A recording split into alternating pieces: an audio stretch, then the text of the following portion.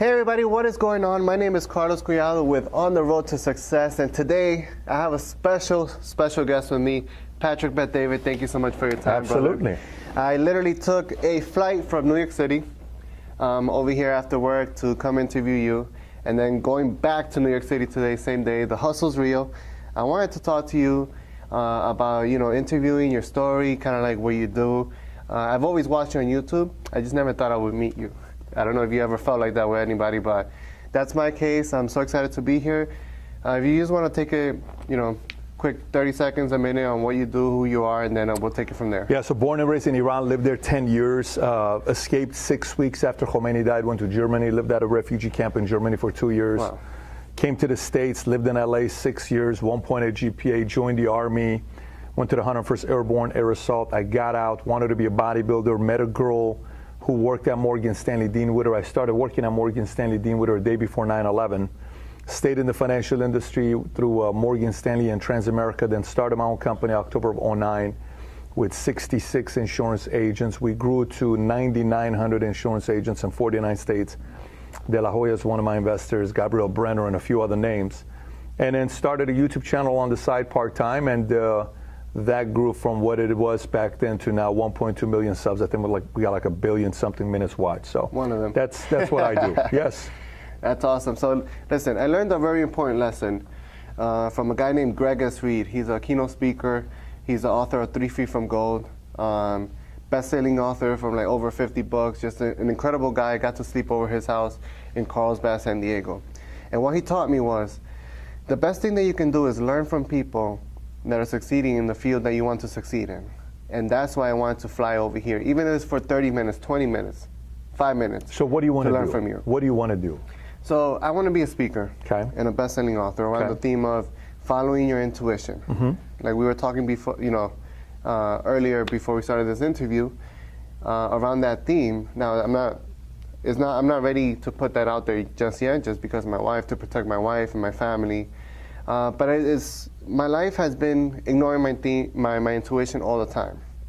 And I wanted to learn from people like you, following your intuition, interviewing different people. And as soon as I started doing that, I started to meet people like Evan Carmichael, David Meltzer, Greg S. Reed, Scott Duffy, Jay Cutler, and now I'm here with you doing this interview. So I guess my first question would be, I don't know if you would call it like the level that you're at, but I would love to start to interview people like you, like you do.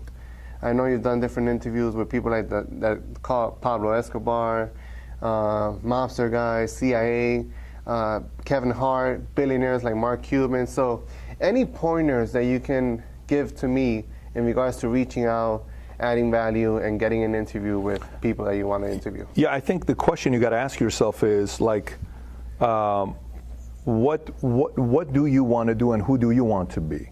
Because for me, I'm not just interviewing people. I run a company with, you see on the other side, you saw the company with employees here. I'm running a business. So I just do this on the side. I'm not trying to be a motivational speaker. I think a lot of times nowadays people want to be motivational speakers because they see somebody on stage and everybody gets up and claps for them. Oh my gosh, he's so amazing. And one of the best counsels I ever got was from a guy named Bill back in 1999, because I wanted to go out there and I'm like, my gosh, look at these guys. Look at the kind of energy they're getting. Look how people respond to them when they're speaking from stage. It's so amazing how great they're communicating. And I sat down with him. I said, I'd love to be a motivational speaker one day. I was 20 years old. And he says, what are you going to talk about? What have you gained for people to want to listen to you? What value you bring to the world? And he said, there are so many people that want to go out there and become motivational speakers, but they have got nothing done in their lives. So I made a very pivotal decision at that moment where I said, rather than trying to motivate you or trying to get attention of being an influencer, I'm just going to go build an incredible life for myself and build a business. And I'm going to become so good at what I do that my example attracts other people to want to learn, and then I'm in a different space, but at the same time performers hang with performers. And then purely, there's a reason why Roger Federer hangs out with Tiger Woods, and Tiger is friends with Michael Jordan, and Tiger plays poker with Phil Hellmuth, and these guys are hanging out and I'm putting a poker tournament together and I had 20 people there and I bring Phil Hellmuth and Kevin Hart and Michael and some other friends, and at a $50 million place I had set up at, Penthouse, LA, because that community wants to be around other people who have paid the price of getting to the level in their industry. Then they speak the same language. They see a lot of people that want to be fan people, and I don't recommend that. My suggestion for somebody like you would be, forget about trying to be an influencer, forget about trying to do all these interviews, forget about trying to be somebody that does this. Do this, but this is not priority. The priority for you is, you're in the hotel business right now, right? Yes. You work at a hotel.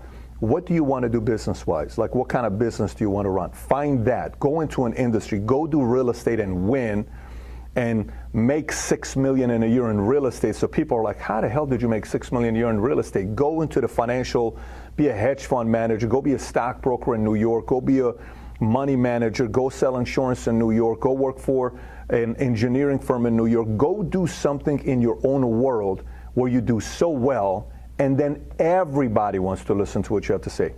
Not the other way around. There's a lot of people trying to do that, and it's filled. It's like going to a nightclub with 5 women and 1,000 men. What are the likelihood of you getting one of those 5 women?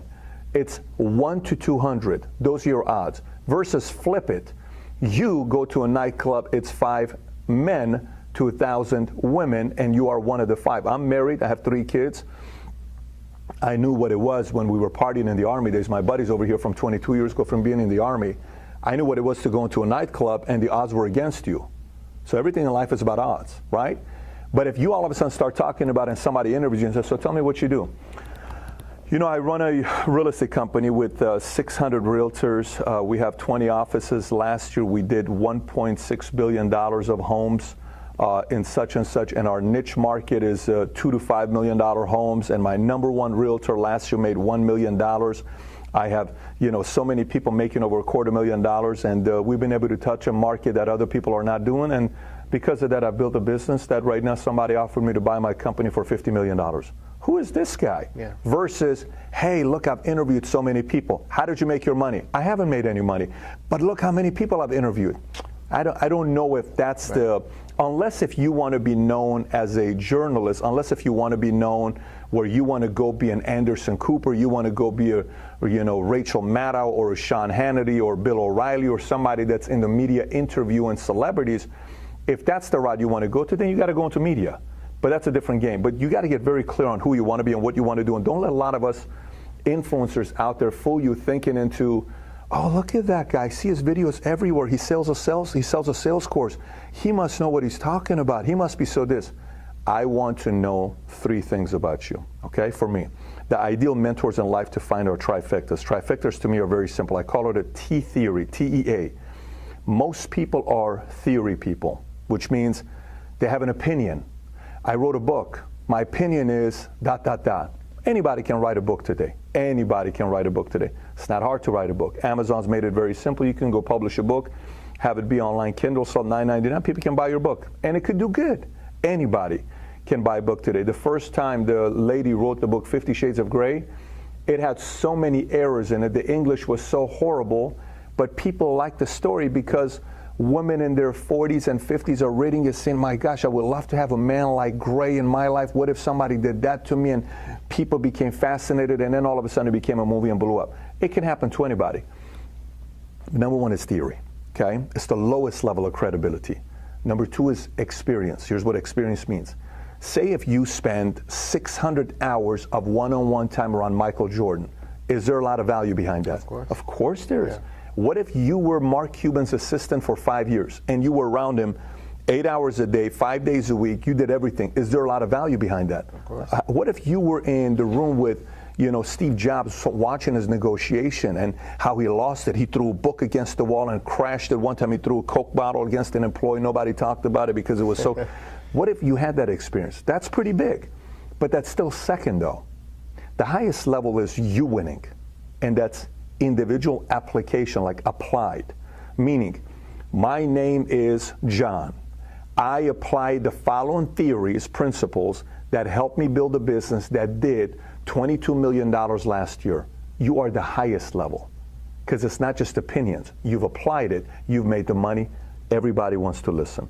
I didn't want to be number one or number two. I wanted to be number three because I didn't want to just kind of throw stuff out there. And I read this book. This book said these 7 things that you got to apply. Okay, so, but how about you? And I saw this guy that did this. But what have you done? If you want the highest level of ears, attention, clarity, where everybody's listening to you, you got to make sure you do all 3. And if you do that, you'll see how people will respond to you. You'll go to a conference. Just go to a conference and have 10 different speakers, okay? And look how the audience will respond to the guy that sells courses versus the guy that worked with somebody who was a famous celebrity versus the guy that is the person building a business. Mm-hmm. Everybody listens. I mean, they won't let anybody distract them to the last speaker. The first 2 are fun and entertaining, but no one gets up and walks away when the third one is speaking. It all depends on who you want to be. I agree. So let's say, let me just say this.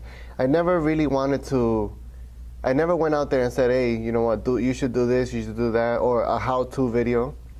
I am doing that now when it comes to booking an interview, because that's what I'm doing. I'm actually doing the interview. But that's different. You're learning. Exactly. So if you position it as I'm going to learn, nothing wrong with that because it's your journey.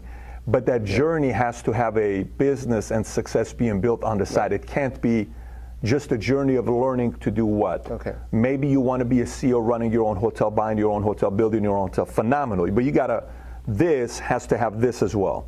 If it's just this, it's plain. It's simple. It's got to have this. And that's my suggestion. Somebody may say, Pat, you're absolutely wrong, and that's fine. They can take that as me being absolutely wrong. But I can tell you whose content I will listen to that has credibility to gain my ears, and who has 0 credibility for me online. There are some people that I watch and say, 0 credibility. But this guy, when he speaks, I get it because he runs an actual business and he knows the pain of running a business, employee, legal, lawsuits, accounting, finance, interviews, board interviews, firing, hiring. He knows all of that stuff. I resonate to a player like that. So again, goes back to who you want to be. Because my thing is, my real passion, I really love baseball. Okay. I just felt I never respected it enough when I was younger. Okay. You know, I got involved with girlfriends and stuff, and it kind of brought me away from baseball. And then now I'm 27 years old, you know, knee injuries, back injuries, and to me it doesn't make sense to pursue that career. And I don't really have enough passion in terms of going and wanting to be a Major League Baseball player. Because I have a wife, I have a family, I have to, you know, maintain them, I got the bills. So my thing is, how can I pour my passion and really be self-aware into what I'm doing? So I got this one, right? How can I get this with baseball, my marriage? Yeah, I look at it a whole different way, though. Are you passionate about your wife? I am. You're about to have a kid, right? Yeah. Okay, you're going to be passionate about being a parent, right? Yeah. I'm passionate about baseball like you wouldn't believe. You ask me stats from 1990 to 1997, people will be shocked how much I know about baseball. Like I'm talking about, I can tell you RBIs, I can tell you records, I can tell you MVPs, I can tell you what Frank Thomas was doing, I can tell you Gary Sheffield, I can tell you stories about Gwynn, George Brett, Robin Yount, when he crossed 3,000, when Kenny Rogers pitched the 17th perfect game ever against the Angels, you know, where, you know, Juan hit 2. I can tell you so many different things about baseball. I was a diehard baseball fan, passionate, hardcore passion. Passionate about baseball cards still today. I'll spend $300,000 on a baseball card and I'll buy it. I'm passionate about bodybuilding.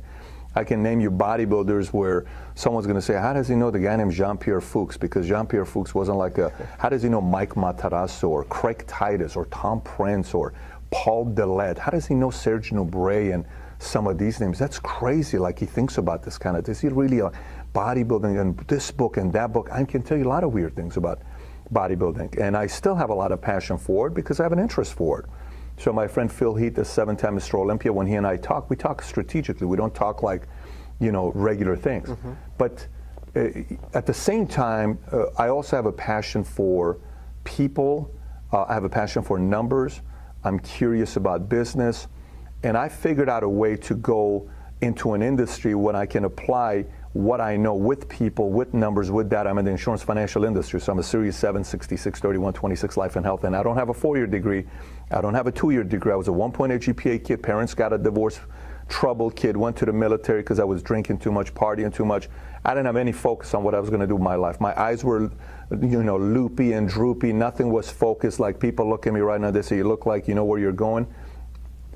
This is not what I looked like when I was coming up. But again, so you say passion baseball. Okay, maybe one day you want to own a baseball team. There's a lot of guys that own the baseball team who never played Major League Baseball because they were not good baseball players. But they went and bought a baseball team. Billy Beane, if you watch the movie Moneyball, he loves baseball, but he wasn't good enough to go. And a guy finally told him he weren't good enough, but he still stayed in the business and became a GM and figured out a way to come out with a new way to help the Oakland A's go and win 21 games in a row in a season where everybody says, how the hell did this happen with no major players there, right? So for you to talk about the passion side, instead of doing that, you got to sit there. For me, I read a book many years ago called The Leaderless Revolution by British diplomat. I don't recommend the book, but this one part he said made a major impact on me. And he said there's 3 things that makes people move. You got to make a list of what bothers you.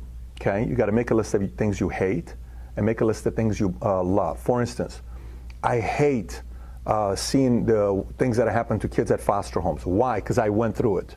So what do you want to do about it? Well, I want to go make money so I can open up my own place because I want to give scholarships to kids that are over there. Phenomenal. So then what industry you want to get into, such and such? What bothers you? It bothers me the fact that I see some minorities from Latino community in New York from DR being bullied, and they don't really know how money works, and they get these banks that finance them for high interest rate, and I want to help them out. How do you want to help them out? I want to give them a different avenue and help them, educate them on how money works. Awesome, go get them. What do you love? Man, I love, kids who want to go out there and make a difference and play sports, but some of these parents cannot afford to have a coach help them out with baseball and all this other stuff. So my side gig is going to be the money I'm going to make. I'm going to spend 20 grand a month by teaching some kids a league I'm going to start and sponsor them, and I'm going to teach them the basics about baseball because it helped me get to whatever level you played in high school, right? So what bothers you, love, hate, then use that passion, the juice that creates, then go into an industry. Jeannie Buss has never played professional basketball yet. She owns the Lakers and she's running it. But she's running a business. You got to look at it in a whole different way. There's a lot of passions I have. I'm not going to get into the industry that are my passions. I'm not going to go sell baseball cards tomorrow. I'm going to buy baseball cards because I appreciate them. But I got into business that allowed me to build a life I want, so I can do whatever I want to do, my passions. You got to find that industry that highlights your talents. That's what I'd be doing if I was you, right, or anybody else that's watching this. Gotcha. So I'll wrap it up with this, because I know you got to go. Since I work in the hotel industry, yep, the 2 biggest things that I learned this from Simon Sinek is empathy and perspective. I feel, I've worked in many companies, many hotels, and I feel like they don't know the game that they're playing, just like he says. And they don't have empathy for their employees. And what I mean is, they treat us like a number. Like we don't have arguments, or a child is sick, and you make a mistake, and they're so quick to fire you or write you up. And I find myself really passionate about those things sometimes, that whenever we have a meeting, I speak up. I give my 2 cents on that. So I like where you're going with baseball and stuff and involving that, but with the hotel and hospitality, I have a passion with that as well. So I'm kind of like in this bubble, in this confusion. How good are you at what you do? I'm great. I mean, if you go on TripAdvisor, you put Carlos Collado with Arlo Nomad, that's the hotel that I work in. My name, I have like probably 15, 20 pages deep. So you're good with people that come there. Is that customers writing about you? And a team. I'm a good team player. Okay. How long you been with the company? Since we opened.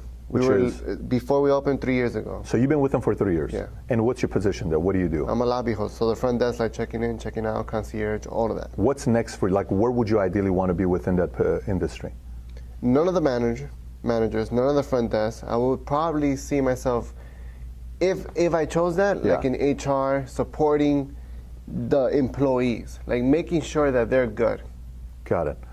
Yeah, so your strength is what? Taking care of me as a customer when I come in, so I'm happy with you. Yes. You know how much of a valuable skill set that is? Do you know? It's so natural to me. But let me tell you this. I mean, you got to realize, do you know how valuable of a skill set that is and how transferable that is in other industries? I can't tell you how transferable that is to other industries. So, for instance, give me an example of what you do with a customer. Like, what do you do with a customer that they write a review about? Give me your best story. I'll give you a great example. Okay. This lady came in. Yep. Literally, if I wanted to, I'll be like, she was a bitch. Okay. She came in, nasty attitude, no good, and I asked a simple question, ma'am, to be honest, this is a tough check-in right now. I want to know if everything is okay. Because it was literally very hard to do this check-in. You know, you asked for the ID, the credit card, everything was slammed. Here you go, stuff like that. She told me she just went through a divorce and she has lost her father. Okay. Same week. So she literally started crying. I finished the check-in, I pulled her away, I sat down with her. That's what I like. I like that freedom of sitting down, taking ownership of the guest, taking ownership of your job, the responsibilities. And I did. I took care of her. I made sure she was good. I called her 15 minutes after to make sure her room was okay, right? Because it's a standard in the hotel. We do that. And that was a great story. And then before she left, I finished my shift. I changed. I even went after I changed. I'm not supposed to do this, but it was in my heart. It was in my inspiration. It was my intuition. Going back to intuition. So you like people? Yeah, I like people. I like having empathy. I like treating them good. Yeah. So you got to look at that and realize that that is a transferable skill set to any industry. Look, financial. When you're in the financial industry, and let's just say you come to me and say, Pat, I'd like you to be one of my investors, one of my first clients. Okay, great. Our minimum at Morgan Stanley is $500,000. Say you're working at Morgan Stanley. I'm just throwing something out there. Phenomenal. And I say, but let me tell you, man, I have bad experience with money managers. They're this, they're this, they're that, they're this. And you go through with me. Okay, I totally understand. Look, here's what I like to do.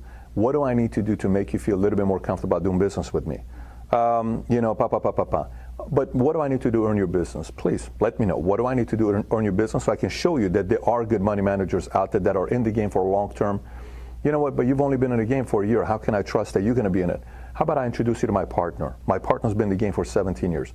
So you connect me with them, then I sit with them, then I like them, then all of a sudden I give you $500,000. You turn $500,000 into $700,000 and I give you $7 million.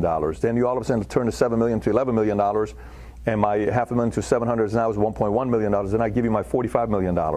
Then you take my 45 and you turn it into $80 million and I'm giving you $200 million. So now you're my main guy managing my finances for me, my money for me, right, with Morgan. But it happened because I felt comfortable with you and you got trust from me to want to do business with you. Your skill set is transferable, but you're working in a very low-paying wage job right now where you're not getting paid for your real skill set that you have. And you have chosen to say yes for $50,000 a year, whatever they pay you, 55 a year for, 55 for a position like that, which that's what you're worth at that position. But it is a transferable knowledge skill that you have to make very high money. You got to look around to different industries. So when you say about Simon Sinek, empathy, all the other stuff, that's great. And I think he makes a very good point about what companies do that, like for instance, for us, give you a perfect example. Our guys know my executives and field leaders and offices that go above and beyond everybody else. We treat them like gold. That it almost doesn't make any sense how good we treat them, above and beyond how well we treat them. Anybody new that comes in, clients above and beyond how we treat them because they're important to us. Without them, we don't have anything. So at one point, I made the priority of who are the most important people that I take care of. Number one were my sales leaders, then it was the customer, then it was my executives, then it's my staff, then it's my partners, then it's my vendors. That was my priority. And everybody mattered to me, but it was in that specific order, right? Vendors lowest, salespeople at the top, especially running their own offices at the top. That was my priority. And so we started doing whatever we could to speed up the process for them to improve. Now, having said that, what Simon Sinek says about the 2 points you made, I am always looking at myself from the standpoint of how I can be better, not how somebody is mistreating me. Because if I come from the standpoint of, well, you won't believe what this guy did to me, and that guy did to me, and this guy did to me, and that guy did to me, my job, they do this to me, they do that to me, I am creating so much weaknesses about myself because what I'm really telling to the world is, I'm not in charge of my life. Somebody else is controlling my life. It's their fault. They're doing it. I'm a victim. Feel bad for me. This is why I'm not winning. I don't even want to say that. I don't even want that coming out of my mouth. I want it to be, that's how they are, no problem. Here's what we're pivoting. We're going to be doing this. Here's how these guys want to do, no problem. This is what we do here. Here's what it is over here. What are my choices? This is what we're going to be doing here. I'm going to become the professional. I'm going to become so good at what I do. So eventually the market sees my value and says, oh my gosh, look at this guy. This guy's not worth 50. He's not worth 100. He's not worth $500,000. He's worth $3 million a year. And then you keep increasing your market value rather than allowing the world to dictate what you're worth. So for me, even though what Simon Sinek is saying is probably right about how to treat your employees, your salespeople, your customers, all that other stuff. I would challenge you and the viewer to take more an internal inspection of yourself and say, are you really becoming the best person in that position to be so great where you're irreplaceable, where that company has to go above and beyond to take care of somebody like you? There was a book once written called The Linchpin. And I don't know if you know what a linchpin is. So linchpin is, you know how when something's about to fall out, you put this thing in there that it locks it so the screw doesn't fall out. And if you Google what a linchpin is, you'll see what it is. It prevents bolts from falling out. It goes at the end of the bolt. Oh, gotcha. So you know what? Okay. So that's a linchpin.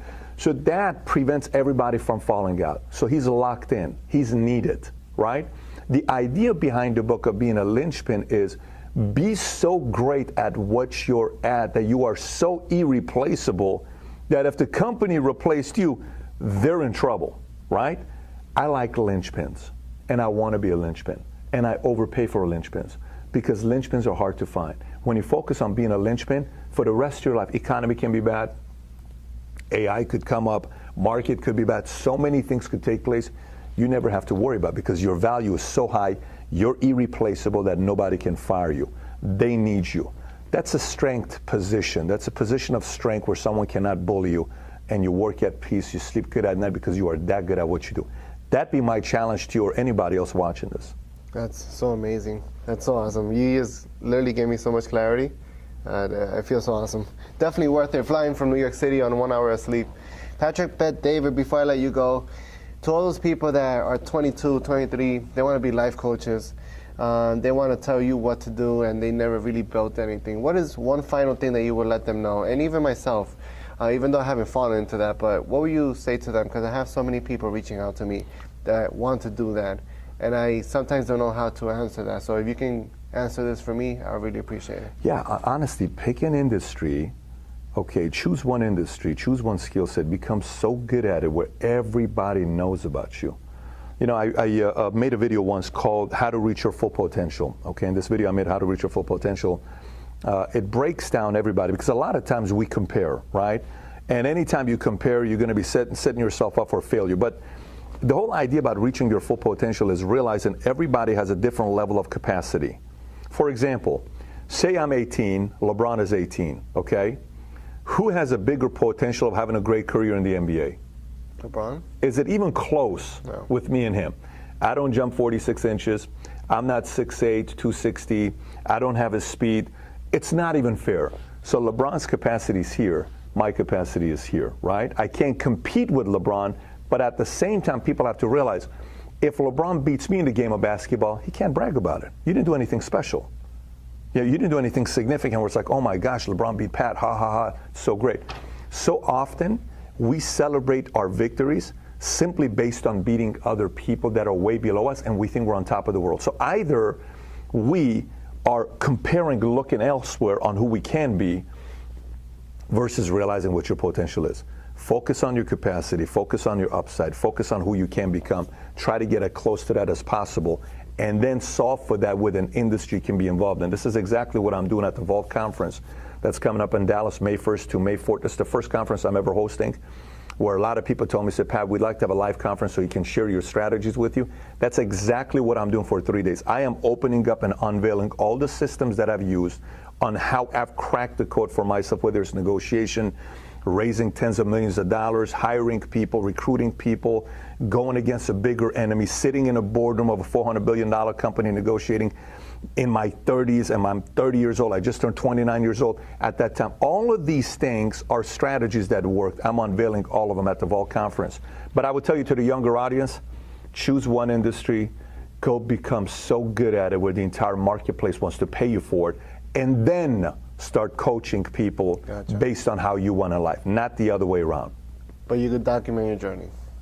You should absolutely document your journey. Yep. You should absolutely document your journey. Guys, that's Patrick Bet-David, the CEO of PHP Agency and the founder of Valuetainment. Thank you so much for your time. Leave in the comment section what you thought about this interview.